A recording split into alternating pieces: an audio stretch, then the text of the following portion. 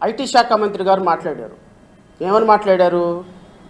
రాష్ట్రం ఇంత అప్పుల్లో ఉంటే, రాష్ట్రం ఇంత కష్టాల్లో ఉంటే, ప్రజలు ఇంత బాధల్లో ఉంటే మీరు మాత్రం లండన్ టూర్లు వెళ్తారా అని నేను అడుగుతున్నాను నారా లోకేష్ గారిని.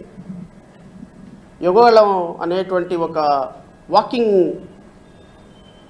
పరేడ్ చేశారు, మీరు గుర్తుందో లేదో నాకైతే తెలియదు, బహుశా మర్చిపెట్టారు. ఎందుకంటే అధికారం ఒకసారి వచ్చేసిన తర్వాత అది గుర్తుపెట్టుకోవాల్సిన అవసరం లేదు కదా. అధికారం ఒకసారి వచ్చేసింది, మనం ఉప ముఖ్యమంత్రి, ముఖ్యమంత్రి, మనం కోరుకున్న వాళ్ళు ఉప ముఖ్యమంత్రి, మీ నాన్నగారు ముఖ్యమంత్రి, మీరేమో అనధికారిక ముఖ్యమంత్రి అయిపోయినారు. ఇంకా మీకు రాష్ట్ర ప్రజల కష్టాలతో సంబంధం ఏంటి? రాష్ట్రంలో యువత గురించి సంబంధం ఏంటి? మీరు ఇచ్చిన హామీల గురించి సంబంధం ఏంటి? మీరు మాట్లాడినటువంటి మాటల గురించి సంబంధం ఏంటి?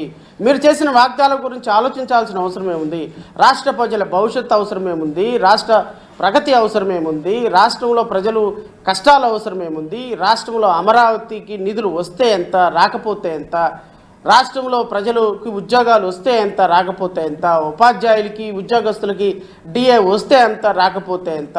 ఈ రాష్ట్రానికి కంపెనీలు వస్తే ఎంత, రాకపోతే ఎంత? మన జేబులు నిండుతున్నాయి, మన ఖజానా నిండుతుంది, మన పర్సనల్ అకౌంట్లు నిండుతున్నాయి, చాలు. ఎంత సంపాదించాము అంటే 30-40 సంవత్సరాల సినిమాల్లో మా అన్నయ్య గారు సంపాదించిన దానికి 3 అంతలుగా ఈ 18 నెలల కాలంలో సంపాదించిన పవన్ కళ్యాణ్కి తెలుసు పొలిటికల్ పవర్ వాల్యూ ఏంటో. రోజుకి 5 కోట్ల రూపాయలు తీసుకుని 150 కోట్ల నుంచి ఇప్పుడు 200 కోట్ల రూపాయలకి నూతన సంవత్సరంలో మీ యొక్క ఇన్కమ్ రేటు పెంచుకున్నారు చూసారా? ఆ ఇన్కమ్ రేటు పెంచుకున్న రేటుకి సంబంధించినటువంటి వాల్యూ తెలుసు పవన్ కళ్యాణ్ గారికి, పవర్ యొక్క వాల్యూ ఏంటో. రాష్ట్ర ప్రజలకి మీరు ఇచ్చినటువంటి హామీలను నేను మళ్ళొక్కసారి గుర్తు చేస్తాను. తమ్ముడు జాబ్ క్యాలెండర్ గురించి ఆల్రెడీ చెప్పా. ప్రతి సంవత్సరం జాబ్ క్యాలెండర్ విడుదల చేస్తాం, రికార్డ్ చేసుకో, డేట్ టైం రాసుకో. తెలుగుదేశం పార్టీ అధికారంలోకి వచ్చిన మొదటి సంవత్సరం అంటే 2025 జనవరి నాడు జాబ్ క్యాలెండర్ మేము ప్రకటిస్తాం. ఎన్ని ఉద్యోగాలు, ఎప్పుడు ఎగ్జామ్లు అవుతాయి, ఎప్పుడు ఇంటర్వ్యూలు అవుతాయి, ఎప్పుడు ఆఫర్ లెటర్ వస్తుంది, చాలా స్పష్టంగా జనవరి 1 2025 నేను ఇస్తాను. సో ప్రభుత్వం తమ్ముడు జాబ్ క్యాలెండర్ గురించి ఆల్రెడీ చెప్పా. ప్రతి సంవత్సరం జాబ్ క్యాలెండర్ విడుదల చేస్తాం, రికార్డ్ చేసుకో, డేట్ టైం రాసుకో. తెలుగుదేశం పార్టీ అధికారంలోకి వచ్చిన మొదటి సంవత్సరం అంటే 2025 జనవరి నాడు జాబ్ క్యాలెండర్ మేము ప్రకటిస్తాం. ఎన్ని ఉద్యోగాలు, ఎప్పుడు ఎగ్జామ్లు అవుతాయి, ఎప్పుడు ఇంటర్వ్యూలు అవుతాయి, ఎప్పుడు ఆఫర్ లెటర్ వస్తుంది, చాలా. నేను అడుగుతున్నా గౌరవ ఐటీ మినిస్టర్ గారిని, ఏమన్నా కడుపుకి అన్నమేనా తినేది? మనం కడుపుకి అన్నమేనా తినేది? నారా లోకేష్ గారు, ఏమన్నా అర్థమవుతుందా? మనిషిగా పుట్టి తెల్ల చొక్కా ఒకటి వేసుకొని అమాయకంగా ఒక గడ్డం పెంచేసుకొని ఏమి తెలియని అమాయకులాగా స్వాతి ముత్యం కమల్ హాసన్ లాగా నటిస్తే ఆ నటన ఎంతో కాలం నిలబడదు సార్. బహుశా జనవరి 1 ఇంకా వచ్చినట్టు లేదు. మీరు మీ యొక్క అనధికార పర్యటన నుంచి ముగించుకొని మీరు ఇంకా జనవరి 1వ తారీఖున జాబ్ క్యాలెండర్ విషయంలో ఇవ్వకపోతే చొక్కా పట్టుకొని అడగాల. గుర్తుపెట్టుకో తమ్ముళ్ళ.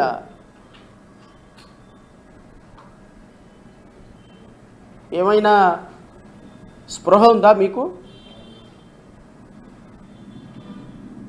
రాష్ట్రంలో 60 లక్షల మంది నిరుద్యోగులు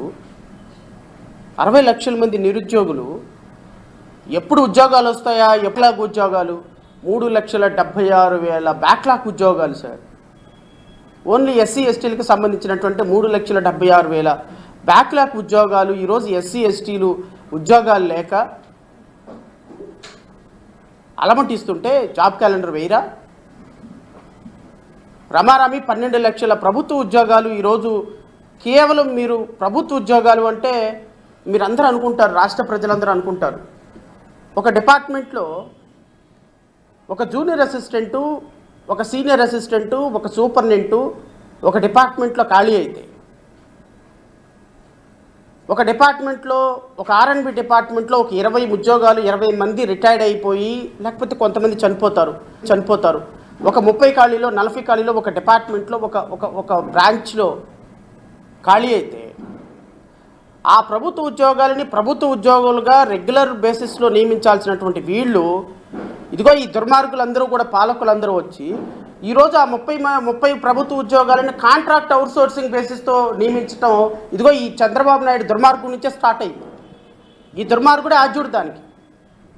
ప్రభుత్వ ఉద్యోగాలని ఏ విధంగా కట్ చేయాలో ప్రపంచానికి రుచి చూపించి కాంట్రాక్ట్ అవుట్సోర్సింగ్ ఉద్యోగస్తుల్ని నియమించుకోవటం మొదలుపెట్టిన దుర్మార్గుడు ఇప్పుడున్నటువంటి ముఖ్యమంత్రి చంద్రబాబు నాయుడు. ఈ చంద్రబాబు నాయుడు యొక్క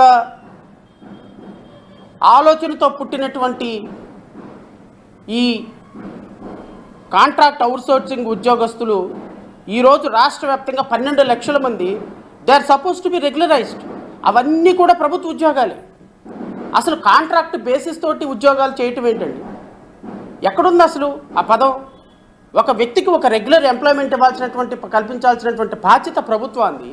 అలాంటి ప్రభుత్వం రిటైర్డ్ అయినటువంటి ఎంప్లాయీ స్థానంలో కాంట్రాక్ట్ లెక్చరర్లు నియమిస్తూ ఈరోజు 12 లక్షలు ప్రభుత్వ ఉద్యోగాలు ఖాళీలుగానే ఉన్నాయి. నేను అడుగుతున్నా నారా లోకేష్ని, నువ్వు ఎందుకు ఫిల్ చేయటం లేదు? ఏ డిపార్ట్మెంట్లో ఎన్ని ఖాళీలు ఉన్నాయో నేను ఇస్తాను నీకు డేటా. మీరు ఎందుకు ఫిల్ చేయటం లేదు? రెగ్యులర్ జనవరి 1వ తారీఖున ఎందుకు జాబ్ క్యాలెండర్ ఇవ్వలేదు? ఇప్పుడు నిన్ను ఎక్కడ చొక్కా ఇప్పి ఎక్కడ తనాలి? నిన్ను ఏ రోడ్డు మీదకి లాక్కు రావాలి? నిన్ను యువకాలంలో నువ్వు చెప్పినటువంటి హామీలకి చేస్తున్నటువంటి పనులకి వెళ్ళి దావూస్లో వెళ్ళి దాక్కుంటావా? సింగపూర్లో వెళ్ళి దాక్కుంటావా? ప్రభుత్వం అధికారిక మీరు ఇచ్చినటువంటి హామీలు, ఈ హామీలు వినే రాష్ట్ర ప్రజలు మీకు ఓటేశారు. నేను ఇంకొకసారి మళ్ళీ వినిపిస్తా.